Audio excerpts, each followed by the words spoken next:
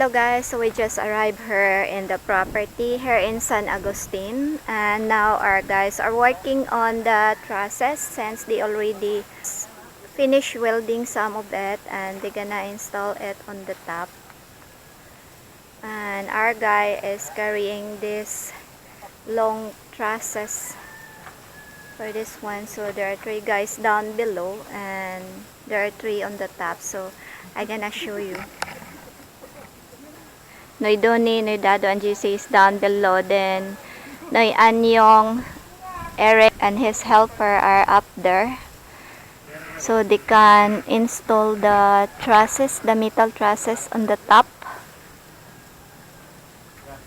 Really quite heavy.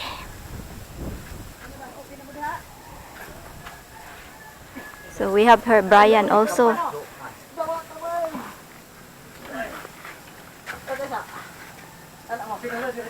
Pikas ba? Pikas?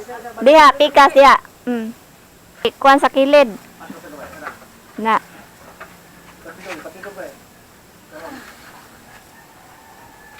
Good thing it's quite sunny today and no rain, but hopefully there is no rain so they can continue on tampering for the flooring. And the other guy on the top is tying it with the roping. They already put up 1, 2, 3, 4. So kabugata.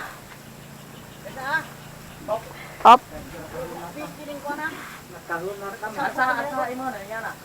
JC over there standing on that wood frame.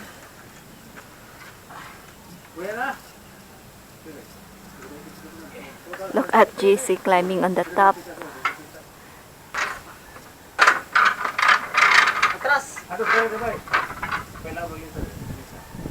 And they already also put in some one across here in the garage.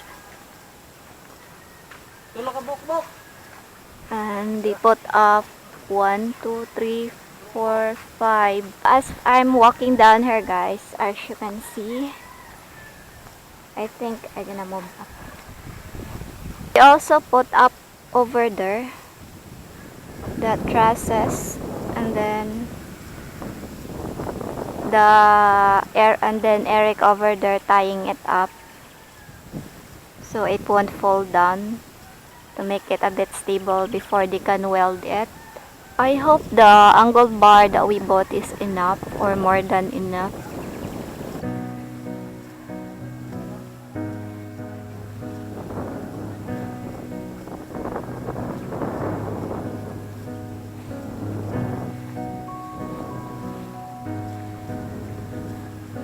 When I look at them when they carry it, it's really quite heavy.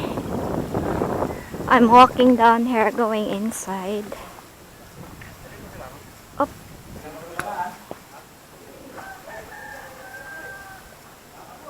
Oh yeah, so Eric over there working.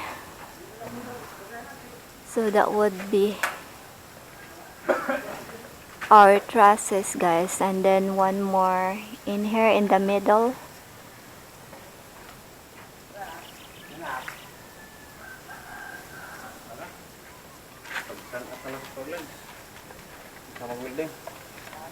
Ang sa ikuan anak noy sunod si katong baga.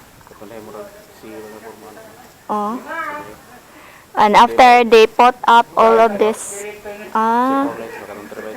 angle bar, they're gonna put the zipper lens, the 2x3. Ang kanino na paniusa? Wa na. Wala pa isa kana na. Yung sir double point ko di ana na tunga sir supaya na sa butas tunga. Oh. Diga lang na mo gipintek sa ba. Oo, aron dili ko an lisod. Na pa sumpay na. Lagi na isa? Sumpay pa rin nakataas mo 150 dili. 150. Dili taman, 1 meter para maglabaw. Ang oh. That one is a really long span. It's quite long, but this one is quite shorter. Then there is an extra 1 meter. So when it rains, the side of the house won't really get wet from the rain. So they're gonna work on in this part first, this long span. So when they do when they finish, they also be the one to do the roping. Oh. Oh, aron lig-on. Naiali. Oh. Gana na, gaya daw nito sa katong butan sa hardiplex, pwede butang ana ini tap-tap. Nagkuan po sa ceiling, no? Oh. Underneath that one? Ubos, ana? Babaw. Babaw? Top. Okay, that's like this. That's not like that. Yeah. Yeah. Dili babaw kayo. Babaw. Lain, mabali. Mga siya babaw, gamay siya. Ano na mo sa ika? Ano na yung ubos aning bulbar na? Below the angle bar. Ano? Da. That one. Katong da 20 man. Hardy Flex said be better or concrete. I had planned on doing concrete, Plano niya kay concrete ana noy. either hollow block or. This one is fine because there is a dowel. Apa lagi? Prepare dawil daan.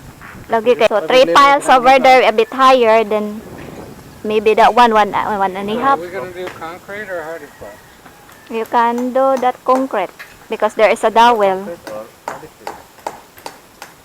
up to you.